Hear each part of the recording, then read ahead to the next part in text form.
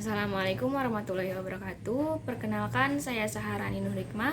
Saya mahasiswi Prodi Akuntansi semester 5 dari kelas non-reguler dari Universitas Muhammadiyah Cirebon. Video ini saya buat untuk memenuhi tugas mata kuliah kewirausahaan yang diampu oleh dosen pengampu Bapak Dadang Priyono SEMPA. Di video kali ini saya akan menjelaskan mengenai pengembangan UMKM melalui digitalisasi teknologi dan integrasi akses permodalan. Yang pertama, saya akan menjelaskan latar belakangnya. Usaha mikro kecil menengah atau UMKM memegang peranan yang sangat besar dalam memajukan perekonomian Indonesia. Selain sebagai salah satu alternatif lapangan kerja baru, UMKM juga berperan dalam mendorong laju pertumbuhan ekonomi di Indonesia. Saat ini, UMKM telah berkontribusi besar pada pendapatan daerah maupun pendapatan negara Indonesia.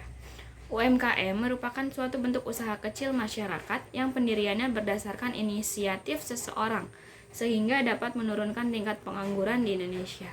Tingkat penyerapan tenaga kerjanya yang relatif tinggi dan kebutuhan modal investasinya yang kecil menyebabkan UMKM bisa dengan fleksibel menyesuaikan dan menjawab kondisi pasar yang terus berubah.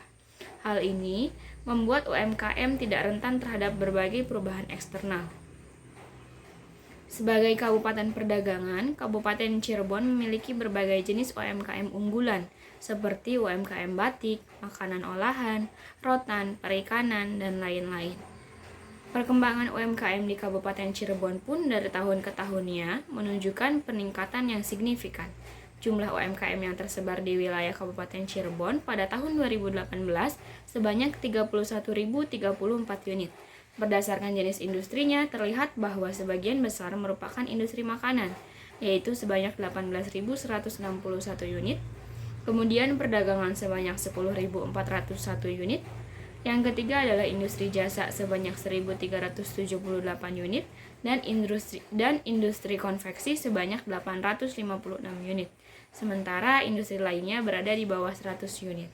Salah satu daerah di Kabupaten Cirebon yang UMKM-nya sedang berkembang adalah Desa Sindangkasih.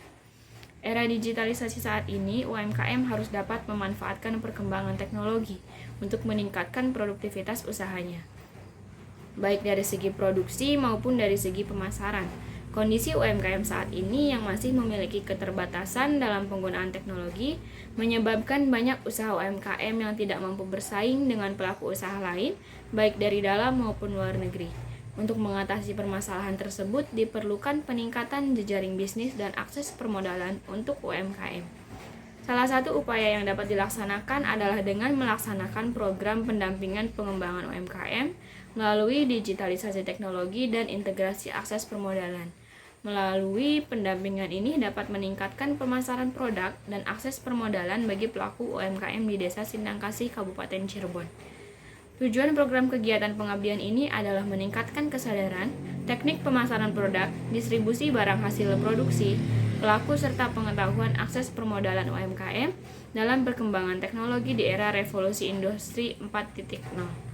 Manfaat kegiatan program pengabdian masyarakat ini adalah untuk meningkatkan pengetahuan pelaku UMKM untuk mendistribusikan dan mempromosikan hasil produksinya sesuai dengan perkembangan teknologi saat ini, serta menjaring relasi yang kuat untuk akses permodalan bagi pelaku UMKM yang ada di Desa Sindangkasih, Kabupaten Cirebon. Selanjutnya, saya akan menjelaskan mengenai metode yang digunakan. Metode yang diterapkan untuk mencapai pemecahan permasalahan ini adalah metode sistem tindakan dan pembelajaran yang partisipatif, yang dikenal sebagai metode PLA, yaitu Participatory Learning and Action. Metode pemberdayaan masyarakat ini dikembangkan oleh Linda Mayeux pada tahun 2000-an. Dengan metode PLA, proses dan evaluasi dilaksanakan secara partisipatif. PLA merupakan bentuk baru dari metode pemberdayaan masyarakat yang dahulu dikenal sebagai learning by doing atau belajar sambil bekerja. Secara singkat, PLA merupakan metode pemberdayaan masyarakat yang terdiri dari proses belajar tentang suatu topik, pengolahan, pemeliharaan, dan lain sebagainya. Setelah itu diikuti oleh aksi atau kegiatan real yang relevan dengan materi pemberdayaan masyarakat tersebut. Solusi yang ditawarkan ada 4. Yang pertama, Sosialisasi pentingnya penggunaan teknologi di era revolusi industri 4.0 dalam persaingan bisnis yang mereka jalani. Yang kedua, sosialisasi teknik pemasaran produk UMKM melalui media elektronik oleh pelaku UMKM di Desa Sindangkasih. Yang ketiga, sosialisasi jaringan distribusi barang hasil produksi UMKM di Desa Sindangkasih. Dan yang keempat, sosialisasi pendampingan untuk mengakses permodalan oleh pelaku UMKM di Desa Sindangkasih. Selanjutnya, kita masuk ke dalam hasil dan pembahasan. Dalam kegiatan pengembangan UMKM di Desa Sindangkasih, Kecamatan Beber, Kabupaten Cirebon, melalui digitalisasi teknologi dan integrasi akses permodalan, tim melakukan model matriks sebagai indikator untuk melihat apakah ada peningkatan kapasitas dari UMKM tersebut dalam kegiatan pengembangan UMKM.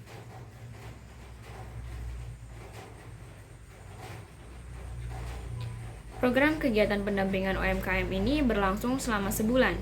Pendampingan ini dimulai dengan memberikan sosialisasi kepada UMK yang sudah ditunjuk dan bersedia diberikan pendampingan secara intensif. Kegiatan ini dilakukan langsung di daerah tempat tinggal pelaku UMKM, yaitu di Desa Sindangkasih. Secara umum, kegiatan pendampingan yang dilakukan sebagai berikut. Yang pertama, tahap awal. Sosialisasi mengenai teknologi bagi pelaku UMKM. Kegiatan ini dilakukan dengan penyampaian materi mengenai teknologi pemasaran yang berkembang saat ini. Kemudian, kemudahan teknologi menyebabkan peningkatan penjualan produk dengan memberikan beberapa contoh usaha yang sudah berkembang yang ada di sekitar wilayah Cirebon. Selain itu, diberikan juga sosialisasi mengenai contoh kemasan produk yang digemari masyarakat saat ini. Kemajuan teknologi saat ini memudahkan pelaku usaha untuk membuat produknya lebih efektif dan efisien, serta ramah lingkungan. Kegiatan ini berhasil menumbuhkan motivasi bagi pelaku UMKM untuk lebih berinovasi dalam mengembangkan produk yang sudah ada.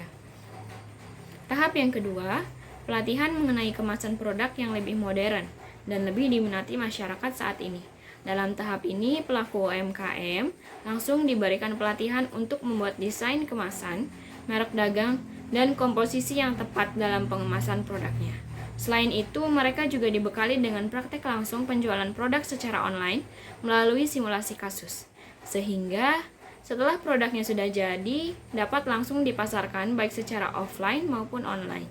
Kegiatan ini berhasil mengubah beberapa produk UMKM yang tadinya tidak dikemas secara efisien menjadi lebih efisien dan bernilai jual lebih tinggi. Yang ketiga, dalam tahap terakhir ini pelaku UMKM diberikan pelatihan mengenai perencanaan usaha, mulai dari menghitung biaya produksi, harga pokok produksi, biaya investasi hingga laba yang diinginkan, sehingga mereka dapat membuat sebuah perencanaan bisnis yang baik. Implikasi dari kegiatan ini adalah pelaku UMKM dapat membuat laporan keuangan sederhana bagi kegiatan usahanya, sehingga dapat menarik investor atau debitur untuk memberikan modal kepada pengembangan usaha yang mereka jalani saat ini. Selanjutnya merupakan kesimpulan. Kesimpulannya adalah pelaku UMKM berhasil membuat produk sesuai dengan permintaan pasar saat ini dengan memanfaatkan perkembangan teknologi saat ini. Peningkatan teknik pemasaran produk UMKM melalui pemasaran online dan pemasaran offline dengan memanfaatkan perkembangan teknologi saat ini, sehingga biaya pemasaran jadi lebih efektif dan efisien. Peningkatan distribusi barang hasil produksi UMKM di Desa Sindangkasih. Sebelumnya, produk hanya dipasarkan di daerah setempat. Saat ini, produk yang dihasilkan sudah dipasarkan sampai di luar daerah. Peningkatan akses permodalan oleh pelaku UMKM di Desa Sindangkasih. Jika dulu produksi yang dihasilkan masih dalam skala kecil, dengan kemudahan akses permodalan saat ini, usaha yang mereka jalankan bisa lebih berkembang dengan peningkatan skala produksi. Sekian review yang dapat saya sampaikan. Apabila terdapat kesalahan, saya mohon maaf. Bagi yang merasa kurang jelas, dapat mengunjungi blog saya di alamat blog saharaninurhikmah.blogspot.com. Terima kasih atas perhatiannya. Saya akhiri. Wassalamualaikum warahmatullahi wabarakatuh.